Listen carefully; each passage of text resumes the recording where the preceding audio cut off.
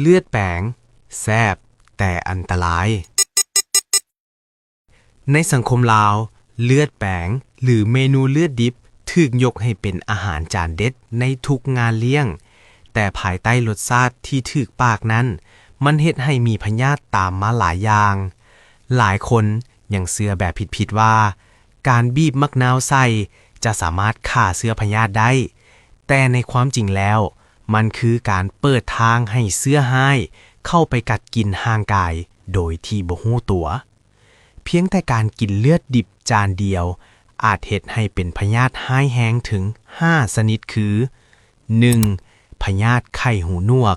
เสี่ยงเสียชีวิตหรือหูหนวกถาวร 2. พยาธิตัวตืดขึ้นสมองพยาธิฝังโตในสมองและระบบประสาท 3. พยาธิใบไม้ในตับสะสมจนกลายเป็นมะเร็งตับและท่อน้ำดี 4. พยาธิติดเชื้อจากสัตว์สู่คนติดเชื้อหุ้นแห้งจากสัตว์ที่ตายผิดปกติ 5. พยาธิติดเชื้อในกระแสเลือดอาหารเป็นพิษหุ้นแห้งจนร่างกายซอกหลายคนอาจคิดว่าการใส่หมักนาวส้มๆจะฆ่าเชื้อพยาธิได้แต่ความจริงแล้วหมักนาวเฮ็ดได้เพียงแต่เปลี่ยนสีเลือดให้เบิ่งคือว่าสุกแต่มันฆ่าพยาธิบ่ได้เลยวิธีเดียวที่จะกินได้แบบสบายใจ